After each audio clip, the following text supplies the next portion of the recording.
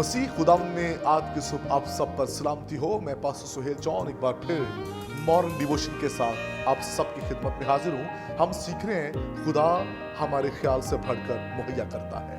खुदा के लोगों, आज की सुबह हम सीखेंगे ज़बूर 126 की पहली वर्ष को देखेंगे। जब खुदावंद सिय्योन के असीरों को वापस लाया तो हम ख्वाब देखने वालों के मानिंद थे। उस वक्त हमारे मुंह में हंसी और हमारी जुबान पर रागनी थी। कौमों में यह चर्चा होने लगा कि खुदावंद ने इनके लिए बड़े बड़े काम किए हैं। खुदावंद ने हमारे लिए बड़े बड़े काम किए हैं और हम शादमान हैं। ऐ खुदावंद, जनूब की नदियों की तरह हमारे असीरों को वापस लाया। खुदा के लोगों, कौम बनी इस्राएल जब असीरी में थी तो उनकी उम्मीदें टूट चुकी थी। मैं आपको बताना चाहता हूं, जब गुलामी की हालत हो, असीरी की हालत हो, तो फिर ऐसे में खुदा अपनी कुदरत को जारी करता है। खुदा अपना हाथ बढ़ाता है। खुदा ने अपना हाथ बढ़ाया और इनको खुदा असीरी से वापस लेकर आया। जैसे ख्वाब में इंसान सारी चीजों को देखता है और इनके लिए तो वो वर्ष पूरी हुई, वो तो अपने महबूब को नींद ही में दे देता है। खुदा ने कौम बनी इस्राएल पर अपनी कुदरत को जारी किया और खुदा ने इन्हें गुलामी से निकाला और खुदा इन्हें असीरी से वापस लाया। Praise the Lord.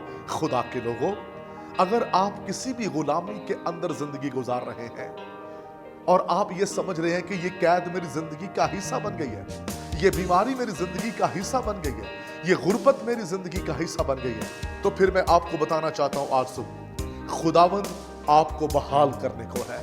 खुदावंद आपकी सोच, आपके ख्याल से बढ़कर आपकी जिंदगी में काम करने को है।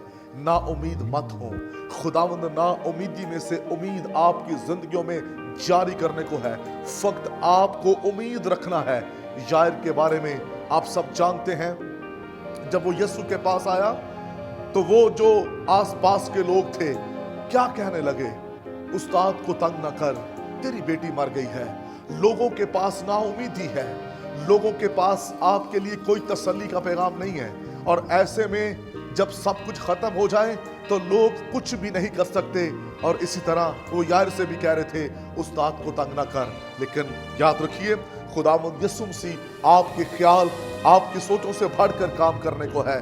कलामे खुदावंदी के अंदर लिखा है, खुदावंद यीशु मसीह यायर के घर में गए और वो लोग जो नाउमीदी की हालत में रो रहे थे, उम्मीद खत्म हो चुकी थी, वहां आंसू थे, मातम था, खुदावंद यीशु मसीह की मौजूदगी के सबब से वहां पर बड़ा काम हुआ।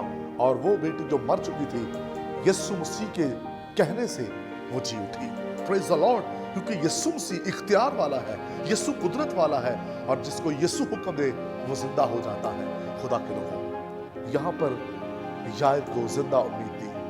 उसका ख्याल था कि शायद अब मेरी बेटी कभी जिंदा नहीं होगी, क्योंकि लोग यही कह रहे थे, उस्ताद को तंग न कर।